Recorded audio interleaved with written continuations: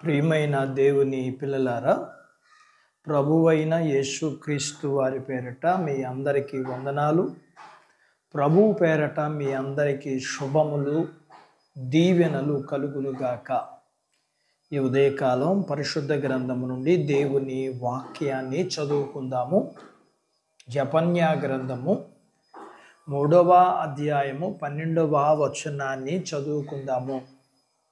దుఃఖితులకు దీనులను యెహోవా నామము నాశ్రయించు జనశేషముగా నీ మధ్య ఉండనిత్తును. దేవుడు తన మాటలు మనందరి కొరకు దీవించునుగాక. ఆమేన్.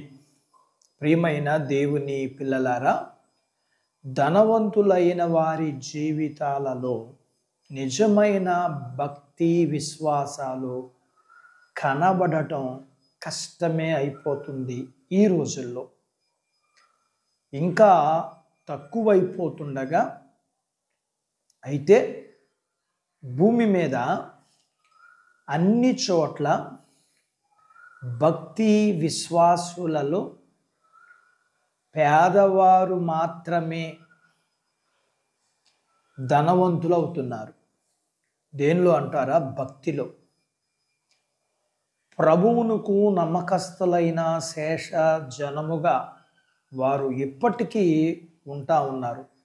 అయితే మనం కూడా ఇందులో ఒక్కనిగా ఉండడం మంచిది. అయితే మనుషులు దుఃఖ కారణంగాను, పేదరికంలో కొట్టుమిట్టాడుతున్న పరిస్థితుల కారణంగాను ప్రభువులో నమ్మకం ఉంచడం నేర్చుకుంటారు. డబ్బు లేని వ్యక్తి నమ్మకం ద్వారా ఏం చేయగలడో నేర్చుకోవాలి. ఇంకా చెప్పాలి అంటే ప్రతిసారి ప్రతి విషయములోనూ ప్రయత్నం చేసి చూడాలి. మనం మన పేరు చెప్పుకుంటే ప్రయోజనం ఉండదు. కానీ అన్ని నామముల కంటే శ్రేష్టమైన నామం అయిన దేవుని నామము నమ్ముకుంటాం.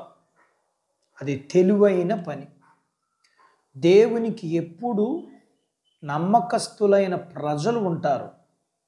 ఈ లోకం ఇలాంటి వారిని పెద్దగా పట్టించుకోదు.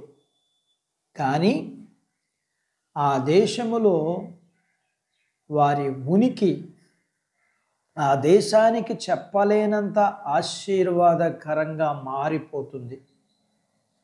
శరీరాశల మూలంగాను, అక్రమం మూలంగాను, దుర్మార్గతలు నిండిపోయిన ఈ ప్రపంచంలో పేదలైన విశ్వాసులు ఎప్పుడు ఉప్పులాగా జీవిస్తూ ఈ ప్రపంచాన్ని కాపాడతారు. మనము కూడా వారిలో ఒకరిగా ఉండాలి. పాపము చేత బాధింపబడేవారిగా ఉండక,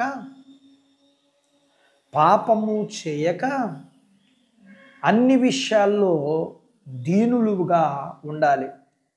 ఎందుకంటే ఆత్మీయ జీవితం అన్ని విషయాలలో గొప్పది.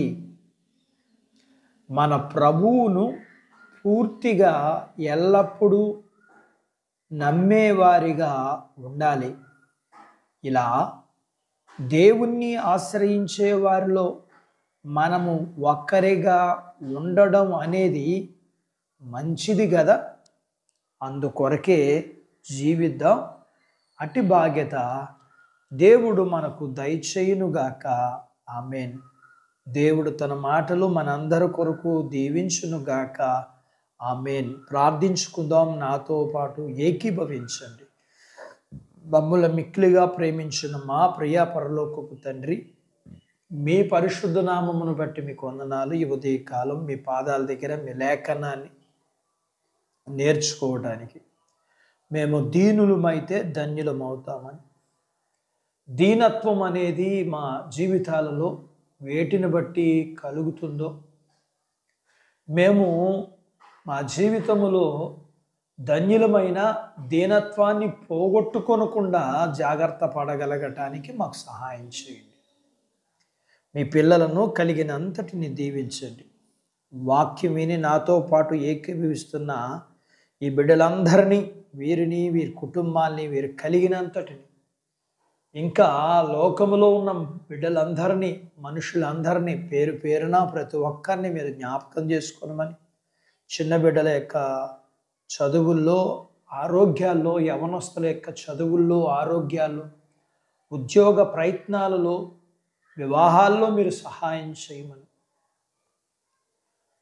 ప్రతి వారు చేసుకుంటున్న జీవనాధిపతులను మీరు ఆశీర్వదించమని, ప్రతి వారికి ఉన్న రుణాలు తీర్చమని, ప్రతి వారి బలహీనతలను మీరు ముట్టి స్వస్థపరచమని, వివాహాలు కాని వారికి అవుటుకును, గర్భము లేని వారికి గర్భఫలములు ఇమ్మని, కలిగిన వారికి సుఖమైన ప్రసూతినిమ్మని, మీ పిల్లలను కలిగినంతటిని దీవించమని, చిన్న బిడ్డలను, యవనస్తులను, వృద్ధులను, స్త్రీలను, పురుషులను మీరు దీవించమని, ప్రతివారు దీనులై ధన్యులయ్యే బాధ్యత మీరు ఇమ్మని యేసు ప్రభు వారి పేరట స్తుతించి ప్రార్థించి అడిగినవన్నీ పొందుకుని ఉన్నాము తండ్రి. ఆమేన్. దేవుడు మిమ్మను దీవించునుగాక. ఆమేన్.